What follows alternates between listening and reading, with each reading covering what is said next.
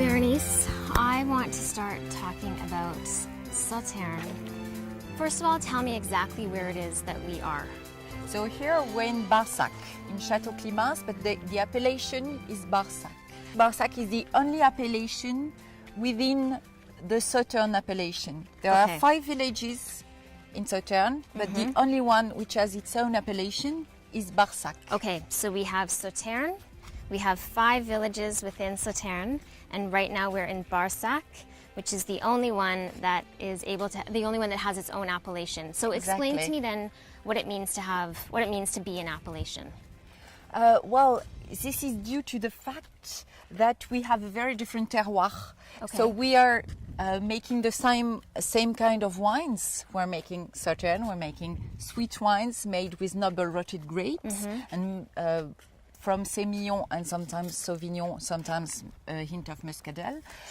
But in fact, the terroir is roughly very different, because when you go to Sauternes, you will see there are hills and it's more gravelly, and you have many different kind of soils. Here there was something very particular, and so we're almost directly on the very old limestone basis that covers all the region. This limestone is fissured and it permits natural drainage, which is very important, of course. So the Barsac appellation is determined because of the terroir. Yes. Right. And your Sauternes happens to be 100% Sémillon. Yes, you know, in Sauternes, generally speaking, you have more Sémillon because Sémillon is very good for noble rot. But here in Climence, we have 100% Sémillon, and this is very rare. This is due to the terroir, because we're very close to the limestone, and the way the Sémillon reacts to limestone terroir is absolutely fabulous. So let's talk about the noble rot then. What exactly is noble rot? Well, actually, it's something very special because it's botrytis. Botrytis is a very bad disease which is called grey rot, and something absolutely incredible and wonderful which is called noble rot. It's the same fungus, but the way it develops is different. And so the Sémillon actually, the fungus attaches to the Sémillon better than other grapes? Yes, because the skin is thinner, and so it's better for the fungus to develop. Look at that. Yeah? You know, botrytis is coming. Okay, so why are some green, some red? Because in fact, botrytis will develop in a very uneven way. Uneven way. And so you have golden grapes, and then you have ones which are just beginning to be a little pinky. Yeah. And this pink, we call it chocolate, because it looks like hot chocolate. And then the grapes are going to shrivel and concentrate, and that's what we call confit. This is the one we want. Okay. Taste it. Okay. It is very good, but not as sweet as I thought. No, because there's balance. Makes sense.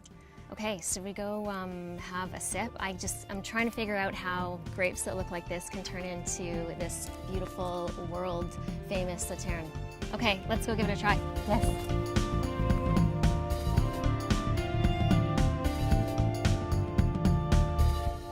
I'm sure that lots of people would think that a sweet wine would go with a dessert or something sweet, but that's a misconception, right? Absolutely. And I'm really fighting as owner of Climence, and as I'm also the president of Classified Growth of Sauternes and Barsac.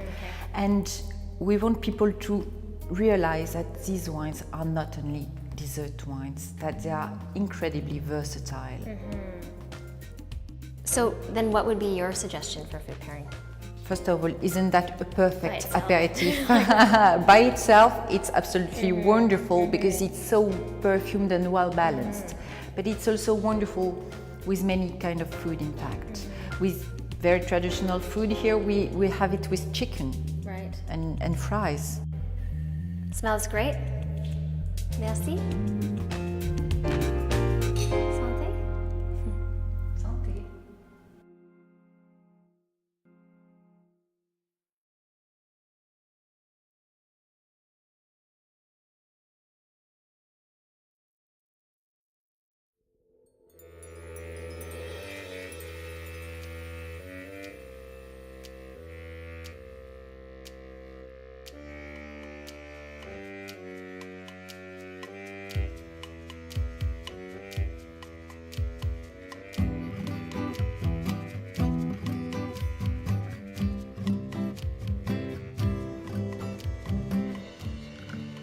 Now, Jean-Pierre, you're surrounded by some pretty famous properties here.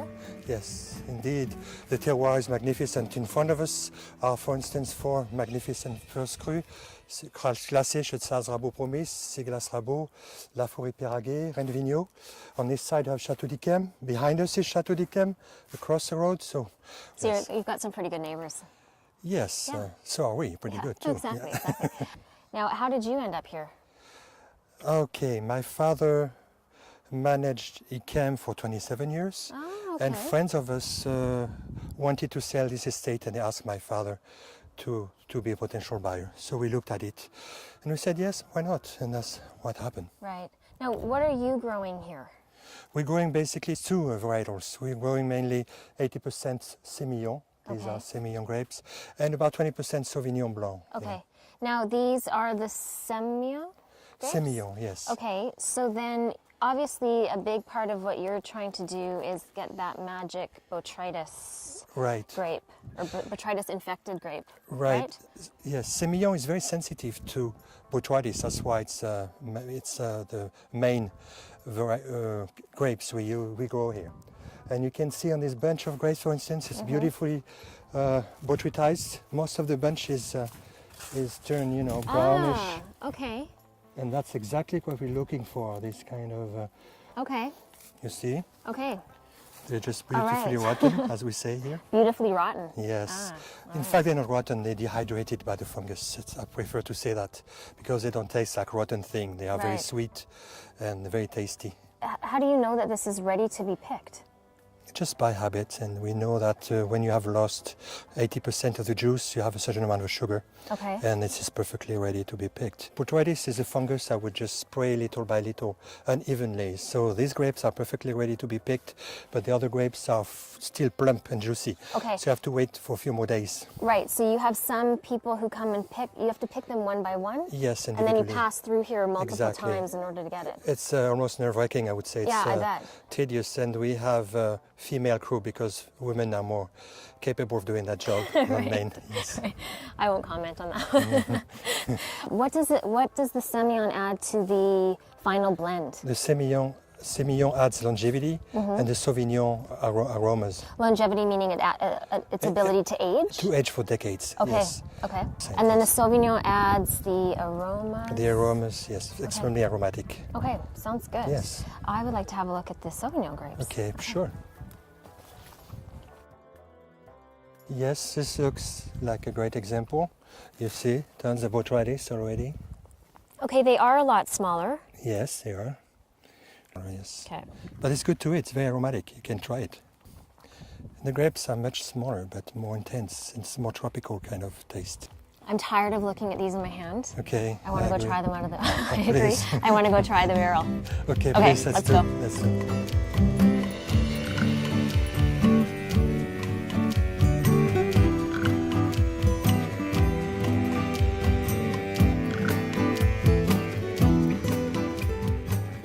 Now, after you've crushed the grapes, what's the process? We just ferment them for 3 weeks in stainless steel tanks. Okay. And after that, they go right away in this aging cellar for 3 years in new oak. Wow, for 3 years. It's a long process, yes. No kidding, that's a long process. Need a lot of tannin, so it takes time to get Right. the tannin out of the wood. Oh, I see. Okay. Well, let's give it a try. Okay? Okay. Sure.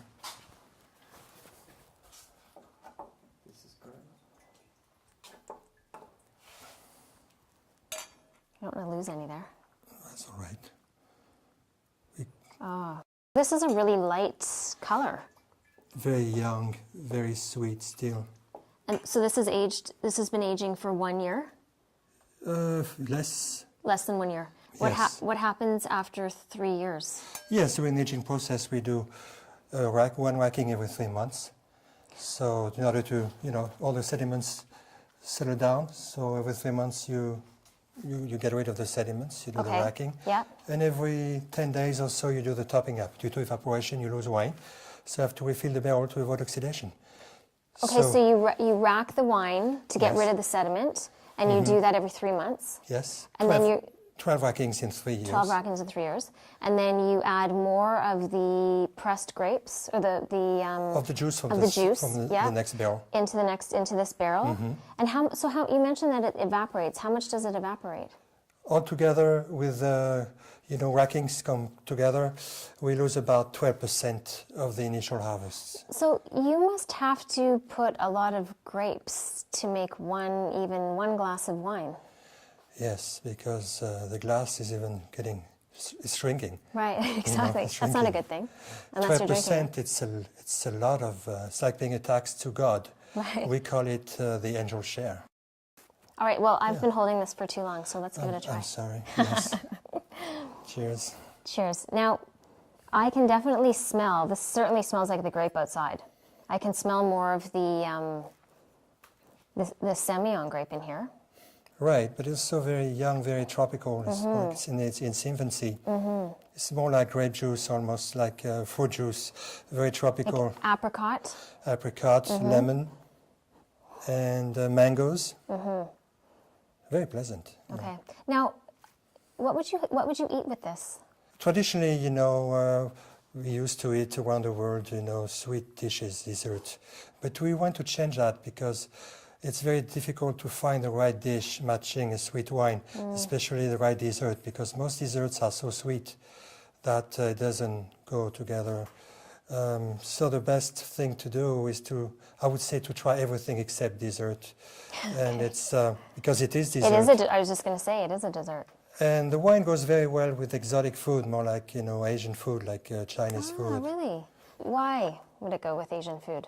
There is a contrast because the sweetness of the wine and the saltiness and the peppery taste of the Chinese food make a contrast.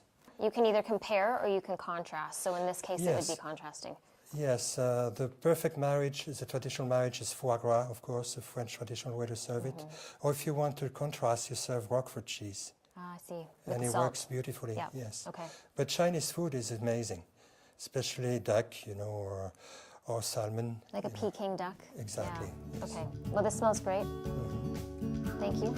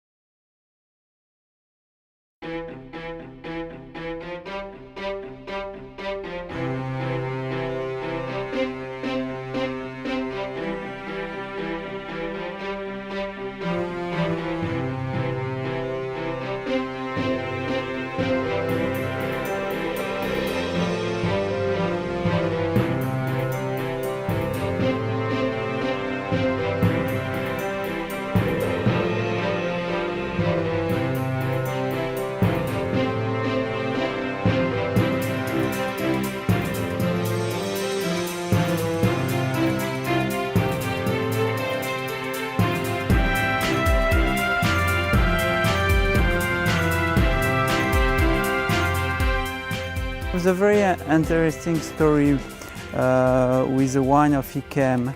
And Lursalus, during the war with Napoleon, stayed a long time in the war. He arrived very late for the picking here. Okay. And the botrytis arrive in the grapes, and the people wait. When he arrives, all the grapes are contaminated by the botrytis, Right. but he press. He makes a fantastic juice. I think he is with a lot of quality, with a lot of sugar, with a lot of flavor. It's a story of Yquem, but for me, when I drink a lot of wine, I explain this story. And I guess Napoleon probably drank that Yes, wine. exactly. Then do you think that the wine that they produced back then, in the days of Napoleon, is the same wine that you produce today? Yes, yes. But, Why so? but you have the proportion of the grape variety change, because before you have between 50 and 50% of Semillon and Sauvignon. Okay. But I suppose you have just a little part of Muscadel. Now you have a large proportion of Semillon, 80% and 20% Sauvignon, and no Muscadel. So why would that change? Why is there now no Muscadel, yet back then there probably was? I think it's a choice of the team with age, and this percentage is good for the balance of the wine. Okay, then tell me about the terroir, because it obviously has put you at the top of the world Yes. in terms of Sauternes. The 1855 classification had you at the top of You the know world. all my story, très bien. And so what is it about this terroir? The terroir is an amazing terroir, and the topography of Château d'Yquem, you have 3 hills, is very sensual terroir and give a lot of complexity. Okay, so what am I looking at here then? This terroir, this part, you have the gravel on the top, and under you have a lot of clay. Okay. And the clay is interesting because the clay feeds the water to the roots. It's a natural drainage. Okay. Now you are in the appellation of Sauternes, Yes. also in the commune called Sauternes. And so what is it that has put this appellation on the map and Château d'Yquem on the map? I think it's Château d'Yquem is just in the middle of the appellation, on the top of the hill. It's a very right position. In the north, you have the large valley of the Garonne Valley. Okay. In south, you have the large forest. Yep. And just in the middle is Sauternes. And after, in the west, you have the river Ciron. Okay. This yep. river Ciron across the river Garonne. And when you came in the morning, very early in the morning, you have the foggy situation on the vineyard Right. with a lot of humidity. Right. And the east wind dries the grapes, and the alternance between humidity in morning and the dry situation in afternoon are so very interesting for the development of the Botrytis cinerea. But the picking in Château d'Yquem or in picking in general in Sauternes is amazing picking. The picking is not the easy picking, but I think you have my team. Yeah. You have established a very good symbiosis between the vineyard. Yeah, very symbiotic. It's very important to understand where is a good grapes to pick, etc., etc. If you compare with the red wine, is a red wine you picked each plot, you put each plot in a vats. Is more easy to select the grapes. Here is so very complicated. Right. But also, you make Yquem only with the climatology of Yquem. If you have not the concentration, you don't pick. Like 72, 64, you have no vintage of Château d'Yquem. Right. So there was nothing. Nothing. So you're that picky that you said we're not doing a vintage this year. Exactly. Okay. For example, in 99 vintage, and you have the concentration of the grapes is between 19 and 18, and it's not a good concentration to pick. The people wait, Yeah. and the concentration grow up, Yeah. and it picked at the right moment. It makes a great vintage. Then it must be a very fine line between passion and risk. Yes.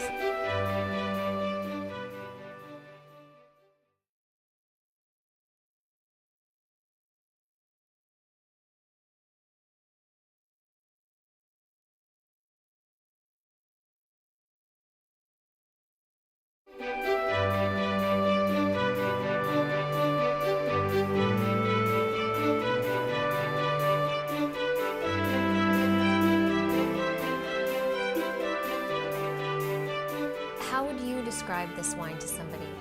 Very clear. And after you swell the wine and the glass, and you have just a touch of apricot and a touch of orange skin, and just a little honey. What's that? Honey is miel. Honey. Honey. Honey. Okay, Sorry for honey. my accent. Honey. and the nose is very complex. And in the palate,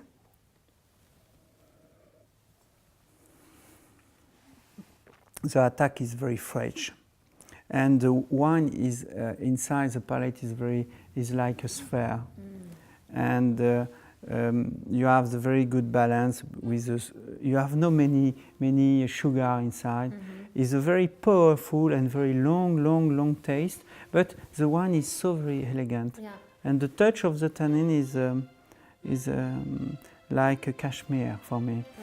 How would you describe to people why they should spend a little bit more money for what's in this glass? Yquem is a luxury brand for the people in general, but a lot of people are very afraid to taste Yquem because it's expensive wine. But for me, I suppose you have the very good solution for Yquem is to make Yquem by the glass. Right. You put Okay. Yquem by the glass, Yeah. and the people have just a glass of Yquem Yeah. with the association with the good food. I suppose it is because it's difficult to drink Yquem, one bottle of Yquem with two people. Right. Yeah, it So would have be. the many It would wine, be. but just a glass of Yquem, Yeah. Yquem is So a is that solution. something that you're going to start doing? Yes. Yeah. Well, I will keep an eye out for it. Merci. Thank you very much. Merci.